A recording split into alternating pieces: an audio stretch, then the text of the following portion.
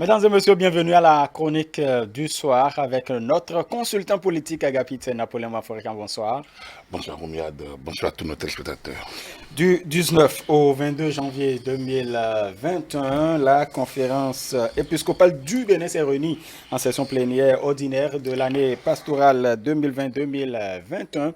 Justement, au cours de cette session ordinaire, la conférence épiscopale a accordé quelques audiences. Vous en avez entendu parler. Par exemple, cette audience qu'a accordé les évêques, qu'ont accordé donc les évêques à Frédéric Joël Aïvo, par exemple, le parti Les Démocrates, par exemple, c'est une bonne démarche, Agapite Napoléon Mafroican. J'ai pas d'avis là-dessus, ça c'est leur calendrier. Bon, on ne peut pas commenter tout. Donc, ils sont dans leur rôle d'écouter des fidèles, des acteurs. Donc, no comment. Très bien. En tout cas, nous attendons que vous puissiez commenter ce communiqué final au point 6 et au point 7 notamment, puisque les évêques sont revenus sur la situation sociopolitique du Bénin. La conférence épiscopale qui reste fidèle, bien évidemment, aux acquis de la conférence nationale. La conférence épiscopale déplore une fois encore, le déploiement d'une certaine rhétorique visant à banaliser ou même, bien évidemment, à déconstruire les acquis de la conférence nationale. Les évêques sont jaloux des acquis de la conférence nationale. Rapide Napoléon Afro-Africain. C'est à croire que c'est dans le credo. Hein? C'est à croire que valoriser la conférence nationale ou bien déifier la conférence nationale, magnifier la conférence nationale, c'est dans le credo. Et Non, c'est historique. non le credo, on connaît. Donc, du coup, ça fait partie des valeurs fondatrices de l'Église catholique ou de la dogmatique ou du dogme catholique. La foi en l'Église, ça, on le connaît. On le récite parce qu'on y a foi. Après, on est libre. Après, on est libre. Hein? Ça ne fait pas partie. Donc, c'est fait pression sur les gens que de penser qu'on doit avoir la même lecture d'un événement sur tous les gens. La conférence nationale était une rencontre accidentelle. Il faut le dire. En fait, quand vous le dites comme ça, on pourrait dire que vous banalisez la chose, justement. Et c'est Non, ça, les non, évêques non, non, dénoncent. attendez, les évêques n'ont pas vocation à faire ça. Les évêques ont travaillé, à travailler sur la foi, sur la morale, sur l'éthique. C'est ça, ces endroits, ces lieux. Nous y allons pour nous recueillir, nous y allons pour nous questionner sur notre être, nous y allons pour éprouver notre foi en Dieu, pour les croyants, nous y allons pour normalement apprendre ces valeurs. On n'y va pas pour faire entendre la même rhétorique, justement, pour créer sur la scène politique. C'est deux milieux différents. Donc, la conférence nationale n'est pas une créature de l'Église catholique. Il n'est pas une création des groupes confessionnels. Donc, du coup, l'Église n'a pas à s'en faire un apôtre particulier ou à faire un défenseur ou quelque chose de ces assises-là. Pas du tout. Je trouve que c'est une émission grave dans un secteur qui n'est pas, dans un domaine qui, du reste, ne nous apporte absolument rien. C'est quoi les acquis de la conférence nationale? Je continue de le demander. C'est d'abord une conférence sans rapport général. C'est quoi l'acte fondateur? Il n'y en a pas. Par rapport à sa convocation. Le décret n'a été pris qu'après l'ouverture de la conférence nationale. La manière de se conduire. Chacun est allé avec ses rapports de force. Mathieu Kérékou et son armée, les gens qui l'ont fait venir, la souveraineté, tout ça. Après que les hommes qui étaient en présence soient des hommes de grande qualité, de foi, de crainte de Dieu, ça, on peut puiser dans cette conférence un certain nombre d'éléments. D'ailleurs, après, cette conférence a donné naissance à une période transitoire qui a trahi même l'esprit de la conférence nationale. Parce que la Constitution n'est pas le reflet exact des débats de la conférence nationale. C'est déjà, la limitation d'âge n'a jamais été débattue à la conférence nationale. C'était imposé. Alors, déjà, c'est de ça qu'il faut parler et non de la rhétorique déconstruite. Pendant 30 ans, on ne s'est pas questionné, on n'a pas questionné notre pratique pour éviter de nouvelles banqueroutes ou des nouvelles situations qui peuvent nous conduire encore à des rencontres. Ces rencontres-là sont conjoncturelles, on ne doit pas les avoir. Donc, du coup, la conférence nationale est accidentelle. Un peuple qui veut se développer ne doit pas y penser, ne doit jamais rêver qu'on en arrive encore là. Et donc, nous devons développer d'autres valeurs comme le travail. La conférence n'a pas consacré le travail. Je dis, Albert Thévois a conclu à dire, au travail, mes amis. Mais les gens ont gardé, on a vaincu la fatalité, mais ils n'ont pas gardé au travail. Quelle valeur, dites-moi depuis 30 ans, quelle valeur du travail on a promu? Moi, tout donc. Est-ce qu'on ne peut pas prôner cette valeur-là, le travail, tout en préservant les acquis, ce que non, les évêques appellent? Ce que les gens appellent les acquis de la conférence, c'est parce qu'ils disent, pour vous relancer, Agapit Napoléon Mafourcan, ils disent par exemple que cette conférence a permis de pouvoir poser les fondements de la démocratie. N'oublions pas, c'est important. Bon, il se fait que toutes les personnes là, aucun n'a été là-bas. Donc c'est d'abord là une réalité. Aucun d'eux n'y a été. Donc ils ont lu la littérature. Ils n'étaient même pas ils n'étaient plus. Aucun d'eux n'était avec tout le respect que je leur dois, bien évidemment. Aucun d'eux n'y était quand même pas. Donc ça, c'est déjà ça. Donc, nous tous, aujourd'hui, ils en parlent tels que les documents ou les trucs en ont parlé. Mais pendant 10 ans, 15 ans, 20 ans, on peut en parler. Mais après, il faudrait qu'on puisse regarder l'avenir en faisant le bilan. Donc, le bilan qu'on fait des acquis de cette conférence-là, les récupérations fantaisistes, opportunistes, de certains qui veulent en faire leur dada, leur chose, et pour nous conduire sur les traces de leur pensée, du type limitation d'âge, du type option fondamentale, du type consensus. On nous a sorti assez de théories qui ne comprennent, qui n'étaient pas. Donc, on prête tellement de choses à cette conférence nationale qu'il est temps quand même de créer la rupture avec elle. Parce que on a déjà une constitution. Nous avons 30 ans de pratique. Les enfants qui ont 30 ans ne connaissent rien de la conférence nationale. Il n'y a pas de rapport général. C'est les gens qui trahissent l'esprit de la conférence nationale en disant ça c'est les acquis de la conférence. Où sont ces acquis? La conférence a permis de régler un problème d'un État qui n'avait plus de constitution, qui n'avait plus d'administration, où les fonds étaient vides. Après la conférence, on a rebâti et on est reparti sur de nouvelles bases. Après, il faut penser développement. S'il faut s'asseoir pour dire acquis de la conférence et ne pas penser développement, comment on va affronter les défis de demain? C'est là le problème. Donc, personne ne réunit ici. Quelqu'un a envie de déifier la conférence nationale, mais on n'a qu'à faire les statuettes ou bien on n'a qu'à créer des mausolées. Dire conférence nationale, on peut aller tous les matins se prosterner pour dire conférence nationale. D'accord. Mais le problème qui se pose n'est pas là. Le problème, c'est que faisons-nous du Bénin, de l'avenir Bénin? Que faisons-nous du devenir? Comment nous gérons notre développement? Ce n'est pas acquis de la conférence nationale qui va nous donner le développement. Donc, je dis, faisons de manière froide un bilan 30 ans après. Il y a eu des élections approximatives, des contestations systématiques, des institutions rejetées, reniées lorsque les gens ne sont plus au pouvoir. C'est ça les acquis de la conférence nationale. Donc, du bavardage à outrance, et jamais une remise en cause du soi. Alors donc, c'est pas ça la conférence. Je pense qu'on a besoin de reprendre notre esprit et de passer cette étape de la conférence nationale. Je pense qu'on a intérêt à nettoyer l'esprit, à empêcher que nos enfants, que la nouvelle génération garde cette rhétorique justement d'acquis de la conférence qui n'a jamais existé. La conférence a réglé un problème ponctuel. Ponctuel. Et donc, on ne peut pas en faire le jour de l'indépendance de notre pays. Non, c'est pas normal.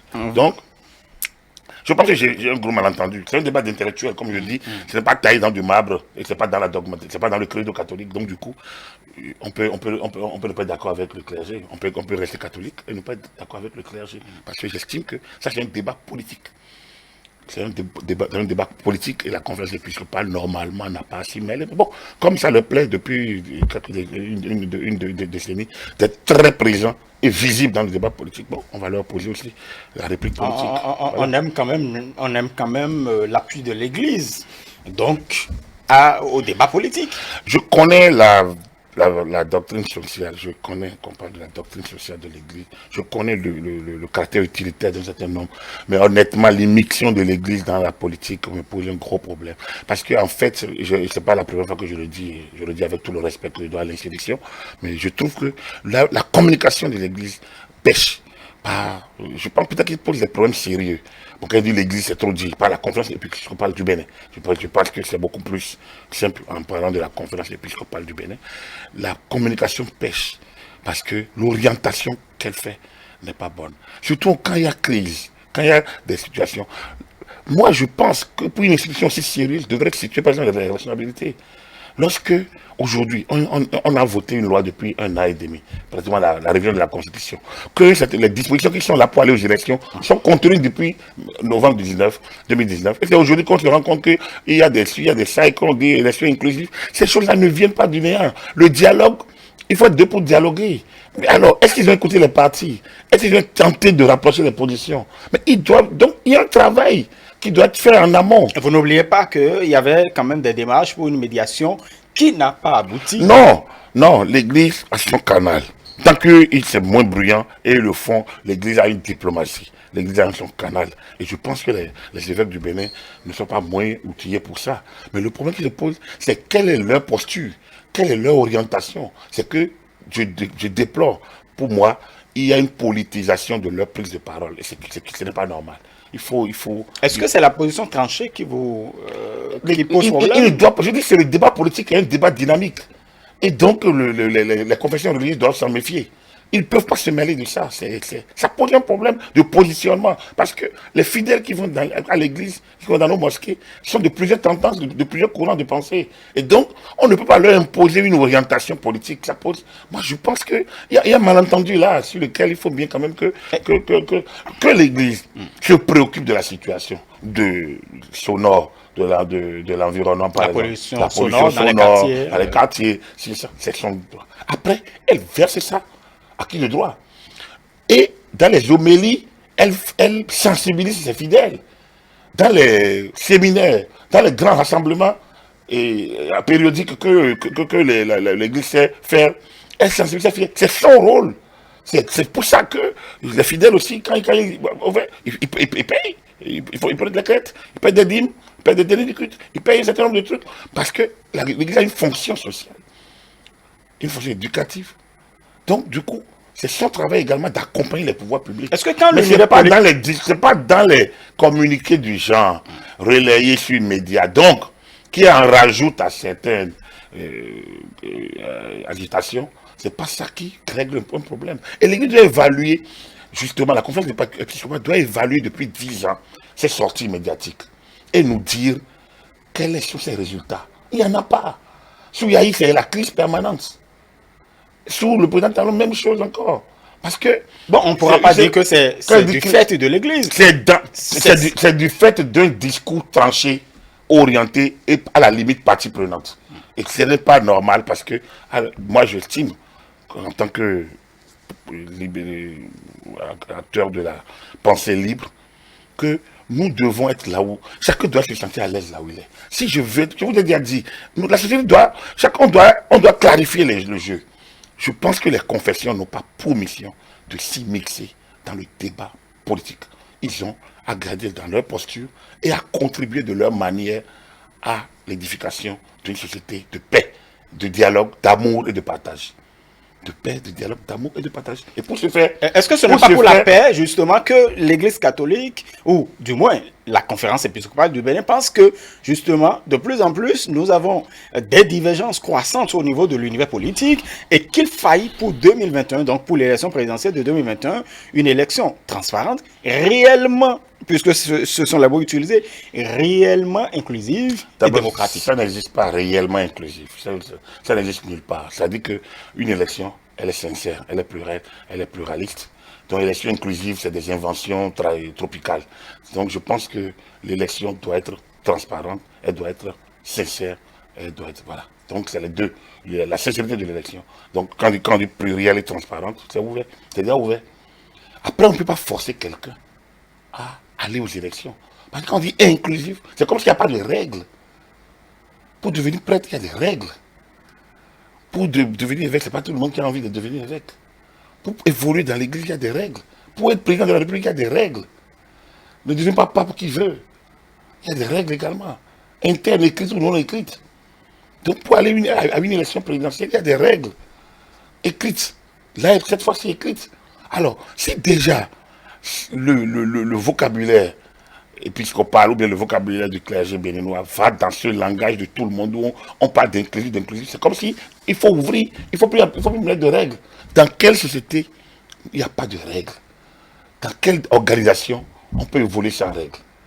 Donc, faire l'idéologie du singe là, qui n'est pas une bonne chose pour une organisation aussi sérieuse que l'Église. L'Église doit apprendre à écouter et surtout à puiser dans ses valeurs la stratégie pour aboutir à des résultats. Et lorsque une pratique ne donne pas de résultats, pendant 10 ans au moins, on doit pouvoir questionner à l'interne l'organisation. La communication de la conférence épiscopale sur les affaires publiques est mauvaise. Elle est mal conduite, elle est mal orientée et elle ne peut pas aboutir. Est-ce que ce ne sont pas des acteurs politiques qui n'écoutent pas l'Église? Ça veut dire que l'Église parle mal aux acteurs politiques. Ça veut dire qu'elle parle mal aux acteurs politiques. Parce que tout le monde se dit croyant. Regardez combien de personnes vous voyez, ils vont à l'église à 7 heures. Alors donc, si l'église sait utiliser sa communication et la force qu'elle a, la force morale qu'elle a sur les fidèles, et donc, les cadres chrétiens catholiques, il y en a, les laïcs catholiques, ils sont nombreux. Nous en sommes, j'en suis un, je suis un laïc catholique. Je suis né dedans, j'ai été baptisé régulièrement, les enfants sont régulièrement baptisés. Donc, je suis un chrétien catholique, moi. Et sur les principes de la foi, il n'y a pas de souci. Mais sur les questions de positionnement politique, on n'est pas d'accord. On ne peut pas être d'accord parce que l'orientation quitte le domaine de l'Église et on rentre dans un domaine de chambre de... Déjà sous Yahi, les sorties de l'Église n'étaient pas déjà cohérentes. Il y a trop de... Il y a une sorte d'amateurisme ou de voyeurisme dans ces prises de position qui ne traduisent pas vraiment ce que doit être le positionnement stratégique de l'Église dans les débats du genre. On a besoin de médiateurs sociaux. On a besoin des gens qui puissent parler aux acteurs politiques. On ne peut pas aller aux élections sans règles. À un moment donné, il faut demander, nous, aujourd'hui, à la classe politique, sur quoi au moins on s'entend. Le minimum. Il n'y a pas un minimum possible. Les gens, c'est plutôt par leur position qu'ils prennent. Donc, quand le gars qui a été au pouvoir, qui a émis des règles, qui a fait des directives, qui a dit un certain nombre de choses, n'est plus au pouvoir et renonce, détricote tout ce qu'il a fait, au nom d'une... On a l'impression que ça manque de cohérence, ça manque de lisibilité. Et quand c'est comme ça, je pense qu'il doit avoir des champs pour ramener certains habilement à l'autre, même pas devant les caméras. Mais le faire de manière cohérente, là où il doit se faire, comme les anciens savaient le faire, à Djalalassa par exemple, où ça se fait sans bruit, loin de tout regard indiscret, surtout inquisiteur, on le fait et chacun se quitte, gentleman. Or ici, c'est bruyant, c'est sur les réseaux sociaux. Et comment vous voulez que ça ait un destinataire? Du coup, il n'y a pas de destinataire. C'est la toile. Et quand certaines personnalités sont inaccessibles, comment on fait? Le chef de l'État ne peut pas être inaccessible au clergé béninois. Il ne l'est pas. Le ministre de la Justice ne peut pas être inaccessible au clergé. Le ministre de l'Intérieur qui est chargé des cultes ne peut pas être inaccessible. L'État a des représentants qui ne peuvent pas ne pas être accessibles. Donc, et je dis, l'Église est une institution. Et elle sait comment avoir accès aux personnes, à l'État. L'Église, elle elle donc du coup, on n'a rien à lui apprendre en la matière. Je dis, il faudrait que la conférence épiscopale repositionne sa communication. Et elle se rendra compte qu'elle atteindra plus des cibles que la manière dont elle fonctionne depuis 10-15 ans. C'est pas la bonne manière. C'est pas du tout la bonne manière. Et ça, il faudrait qu'elle puisse changer. Après, on va dire, mais qu'est-ce que m'Africain raconte? Mais c'est dommage parce que, évidemment, l'absence d'écoute fait que, justement, les gens, ils prêchent dans le désert. L'autre qui a prêché dans le désert, heureusement que d'autres sont venus pour ne plus prêcher dans le désert. Donc, on peut faire le point. Quand vous prêchez dans le désert, à qui vous prêchez? Donc, du coup, gardez votre énergie et peut-être retrouver là où il y a quelques hameaux et parler à des gens. Donc, du coup, prêchons pas dans le désert. Très bien. Merci beaucoup à vous, Agapite Napoléon Mafourkan, consultant politique à E-Télé. Mesdames et messieurs, merci de nous avoir suivis. Et donc, c'est la fin de la chronique du soir. C'est la fin également de votre émission Le Grand Soir pour le compte de ce vendredi 22 janvier 2021. On va se retrouver très incessamment voilà, pour d'autres analyses. Mais vous savez que nos programmes se poursuivent par ici. Après, nous vous suivrez votre feuilleton. C'est la vie. Vous n'oubliez pas votre rendez-vous avec Stanislas Benoupo à moi. Il s'agit de Raconte ta journée, agréable suite de soirée en compagnie de télé sur nos canaux digitaux également.